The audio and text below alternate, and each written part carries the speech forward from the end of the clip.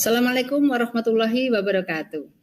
Bapak Ibu praktisi pendidikan yang hebat, selamat berjumpa kembali dengan saya, Heni Wahyu Widayati, pengawas pendidikan agama Islam Kabupaten Sleman. Kali ini saya akan berbagi tentang cara membuat laporan kegiatan kolektif guru di KKG atau MGMP. Tujuan dari materi kali ini agar guru mengetahui pengertian laporan kegiatan kolektif.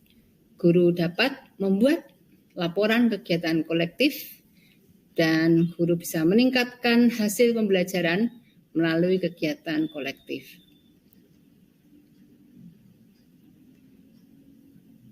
Jadi yang kita fokuskan adalah pengertian membuat pengertian kegiatan kolektif serta cara menyusun laporan kegiatan kolektif guru baik di KKG bagi Bapak Ibu guru SD maupun MGMP bagi Bapak Ibu guru SMP dan SMA atau MTS dan MA. Mengapa ini dirasa penting? Bahwasanya guru sering mengikuti kegiatan MGMP maupun KKG dengan materi peningkatan kompetensi. Akan tetapi ada yang belum sempat memanfaatkan kegiatan tersebut untuk meningkatkan angka kredit.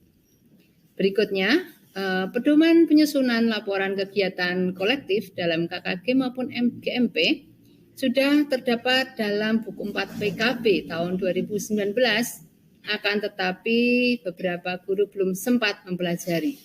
Oleh karena itu, dengan hadirnya video ini mudah-mudahan bisa membantu Bapak Ibu guru untuk bisa lebih meningkatkan keaktifannya serta memanfaatkan menyusun laporan sehingga menjadi angka kredit. Apa itu kegiatan kolektif guru? Kegiatan kolektif guru adalah kegiatan guru secara bersama-sama dalam meningkatkan kompetensinya dalam wadah MGMP maupun KKG ataupun melalui IHT di sekolah. Tentu saja Bapak Ibu tahu manfaat kegiatan KKG atau MGMP. Yang pertama adalah sarana silaturahim untuk saling mengenal, kemudian tentu saja bisa meningkatkan kompetensi guru dan menjalankan roda organisasi MGMP bagi para pengurus MGMP. Yang keempat, meningkatkan angka kredit guru untuk kenaikan pangkat. Dan yang kelima, meningkatkan hasil belajar siswa. Setelah Bapak Ibu guru mengikuti kegiatan MGMP atau KKG, sebaiknya disusun laporan kegiatannya yang dalam hal ini ada 3 komponen. Yang pertama adalah bagian awal, yang kedua bagian isi, dan ketiga bagian akhir. Mari kita akan cermati bagian awal terdiri dari apa saja, bagian isi apa, dan bagian akhir apa. Nah, untuk bagian awal bisa diperhatikan diawali oleh pendahuluan. Jadi Bapak Ibu menyampaikan semacam latar belakang bahwa kegiatan ini penting dan kenapa Bapak Ibu ikut, gitu, bagaimana mensikapi tantangan pendidikan saat ini dan sebagainya. Bapak Ibu uraikan dalam beberapa alinea. Kemudian yang sangat penting adalah surat penugasan dari kepala sekolah. Jadi begitu Bapak Ibu menerima undangan dari MGMP atau KKG, itu Bapak Ibu minta surat tugas dari kepala sekolah. Nanti diarsipkan, didokumenkan sehingga ketika membuat laporan tinggal mengumpulkan. Yang berikutnya selain surat penugasan juga surat persetujuan dari kepala sekolah. Jadi kepala sekolah menyetujui. Kalau tadi surat tugas, sekarang menyetujui, begitu ya. Ada 2 surat yang dikeluarkan oleh kepala sekolah. Berikutnya adalah fotokopi sertifikat atau keterangan dari pelaksana. Kemudian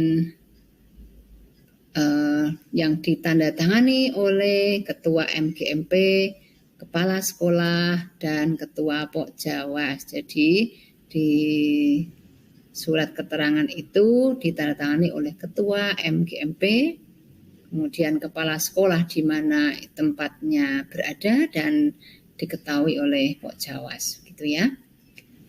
Kembali lagi untuk pendahuluan saya uraikan lebih jauh bahwa pendahuluan ini bisa Bapak Ibu perhatikan berisi garis besar, kemudian garis besar isi materi maksudnya, kemudian dituraikan di mana kegiatan itu dilakukan, ya, melalui apa gitu ya, dilaksanakannya melalui apa, ya, workshop atau fintech atau daring atau luring ini disampaikan. Kemudian tujuan kegiatan itu apa, ya, waktunya kapan gitu, dan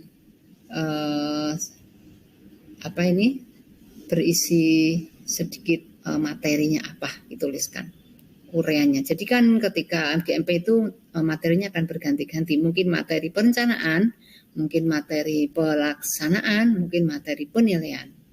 Ya. Itu Bapak Ibu, jadi ada beberapa komponen di bagian awal.